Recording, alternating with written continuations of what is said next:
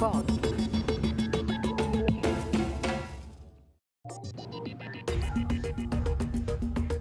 Trafic perturbé à Air Calédonie. La grève sera reconduite demain, initiée par le personnel navigant technique du syndicat UT-CFE-CGC. Les explications ce soir de la direction générale et du syndicat sur les causes exactes du mouvement. Nous irons aussi du côté de Marais, où les organisateurs de la fête du Hura sont inquiets. Les précisions dans ce journal. On le savait, Alain Christnart ne fera plus partie des discussions entre l'État et le pays sur l'avenir institutionnel. Alain Christnart passe le relais sur le dossier calédonien. Vous l'écouterez dans ce journal, puis vous découvrirez le rôle qu'il a joué dans la politique calédonienne. Dans une demi-heure, vous pourrez admirer les feux d'artifice lancés depuis le toit de la mairie de Nouméa. Reportage ce soir sur l'installation du dispositif. Et autre rendez-vous pour la fête nationale, le bal des pompiers. Falaï est sur place. Dépêchez-vous les filles, ça a déjà commencé. Aujourd'hui, seulement 3 vols ont décollé du tarmac de Magenta à destination de Touo, Marais et Lifou. La grève sera reconduite demain malgré les discussions entre la direction et le syndicat.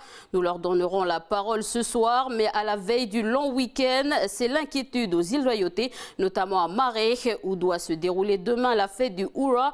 Une équipe est sur place. Je vous propose de découvrir l'ambiance à la tribu de Tawainej avec Lou Lourde.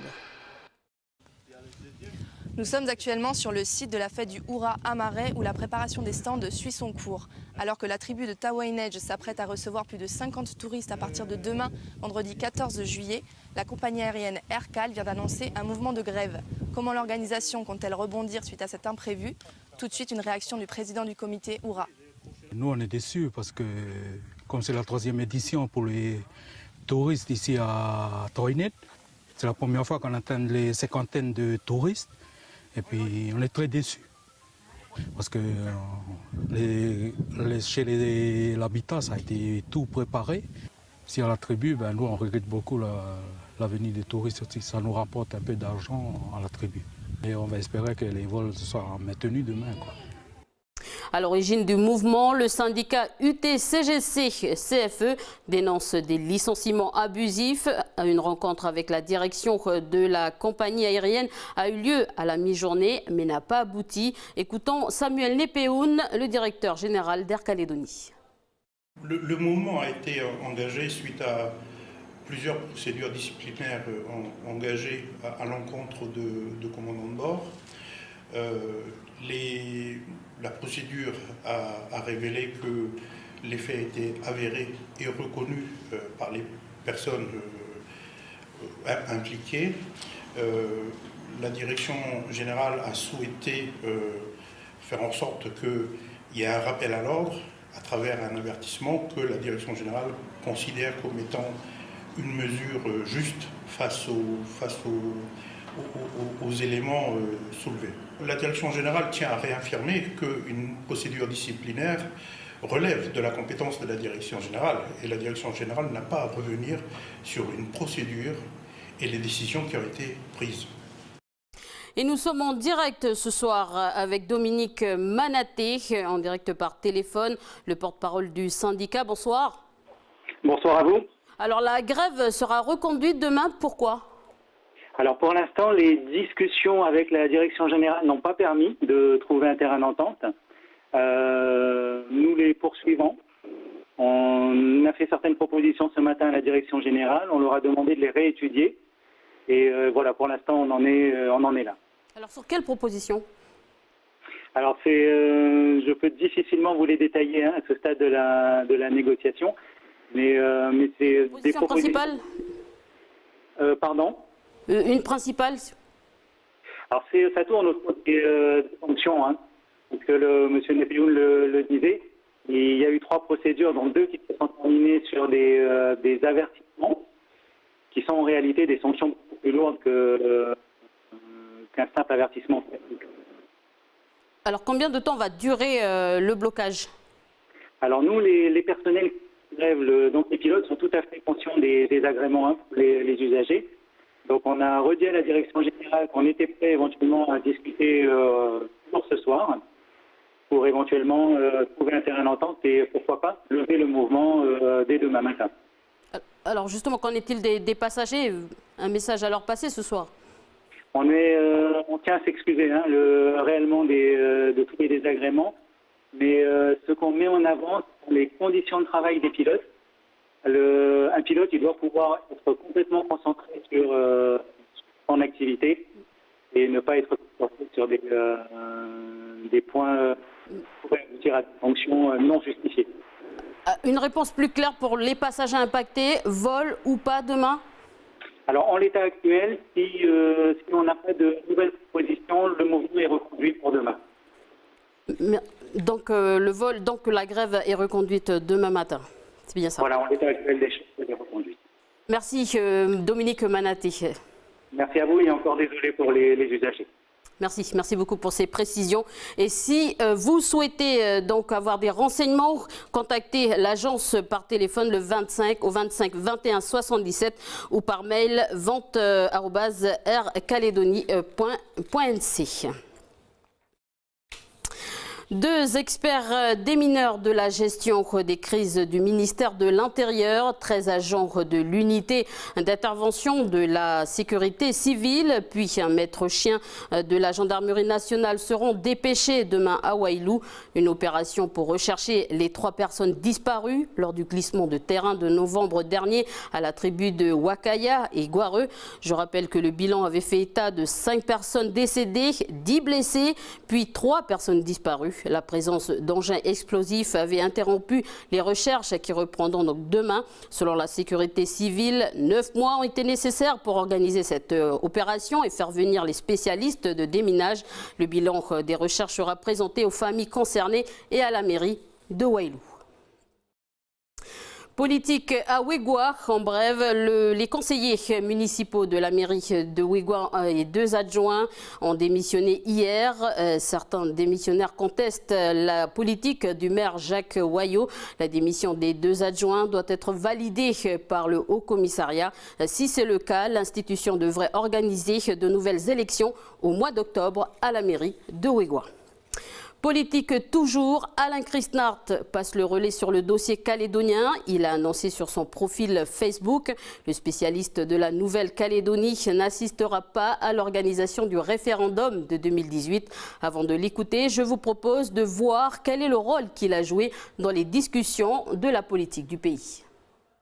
Les relations entre la Nouvelle-Calédonie et Alain Christnart sont très étroites puisque ce haut fonctionnaire français fut l'un des artisans dans l'ombre des accords de Matignon.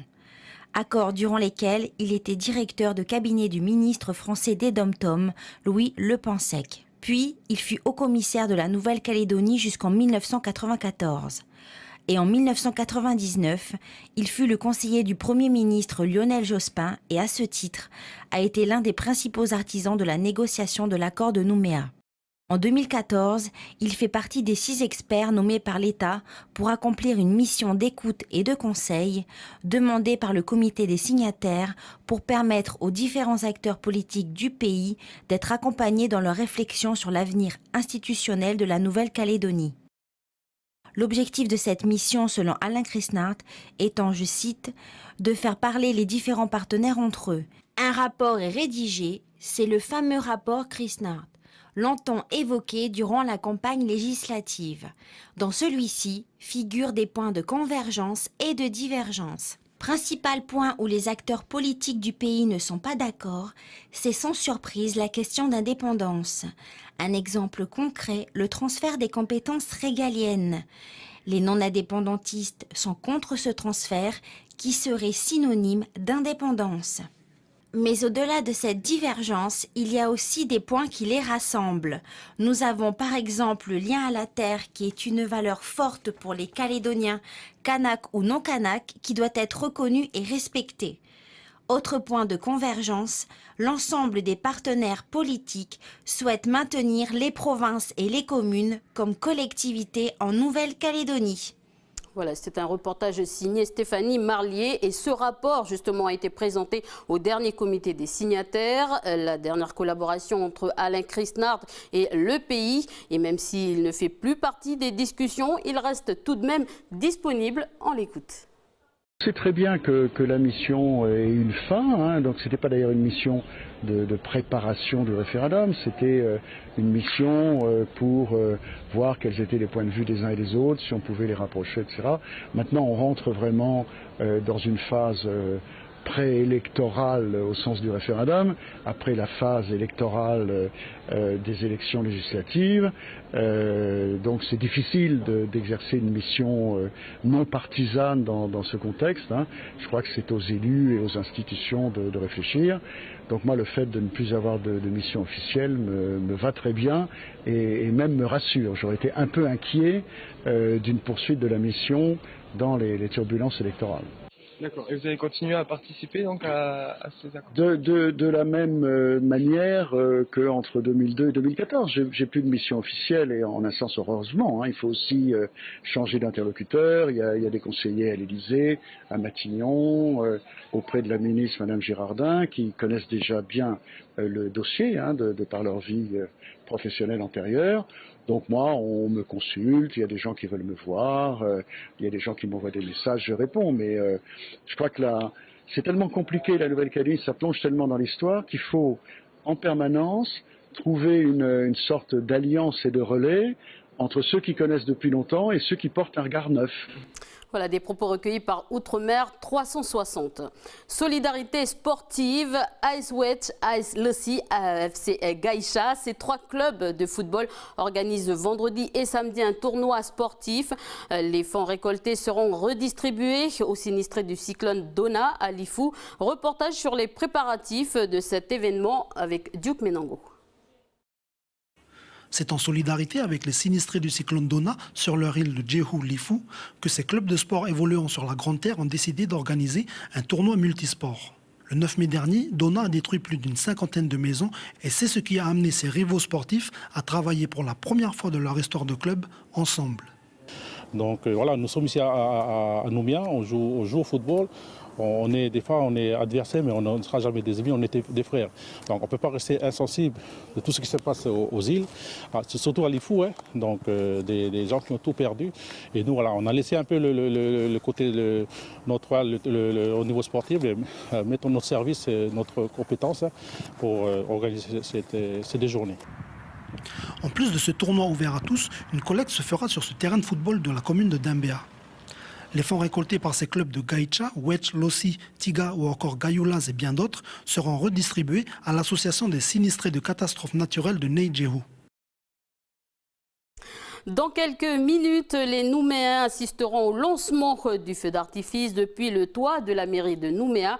Pour offrir un beau spectacle, l'équipe de Charles Germain s'est attelée à la tâche depuis 6 heures ce matin. Vous verrez, c'est toute une organisation. Ceci sous le regard de Falaï Ouedjo.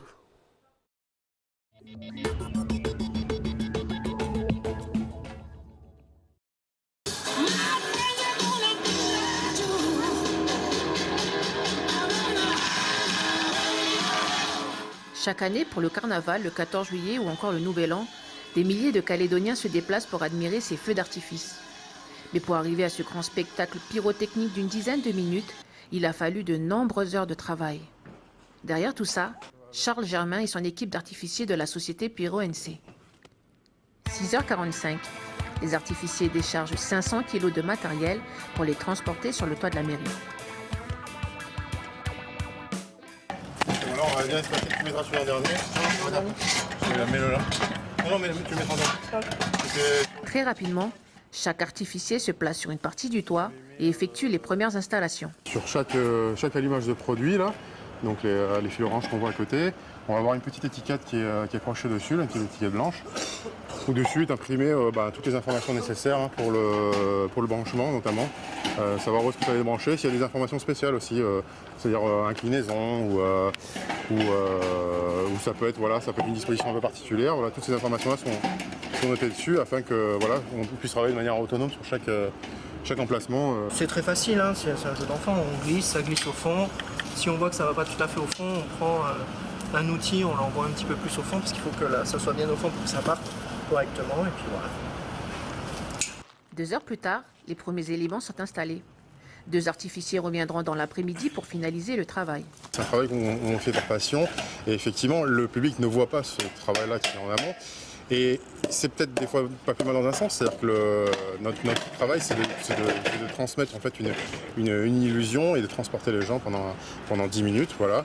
Et c'est de faire l'illusion de tout ce qu'il y a derrière. C'est-à-dire que les enfants en particulier gardent l'image d'un feu d'artifice. Voilà, c'est magique, c'est la magie, c'est les magiciens qui sont derrière. Mais bon, la réalité est un petit peu différente. Avant de partir sur un autre chantier, Charles Germain effectue les dernières vérifications avec son équipe. Voilà. Là, il y en a 53 qui sont branchés et sur le spectacle, les 52 sont OK. Voilà. OK. Bon, bah allez, éteins. Tout va bien? Tout va bien. Tout va bien. Le premier test après installation est tout bon. Des fois, on a des petites rectifications à faire. Il y a quelque chose qui est mal branché, un fil qui est coupé, mais là, même pas. Donc, tout est bon. Ce soir, le ciel s'illuminera de toutes les couleurs au-dessus de la mairie de Nouméa. 50 kilos de poudre explosive seront utilisés pour le bonheur de milliers de spectateurs. Voilà, c'était le dernier épisode de notre feuilleton consacré aux feux d'artifice. Et plus loin, sur la place Bir Hakeim, se déroulent les festivités du 14 juillet. Falaï Ouedjo, vous étiez ce matin sur le toit de la mairie de Nouméa. Vous êtes au bal des pompiers. Vous êtes sur place.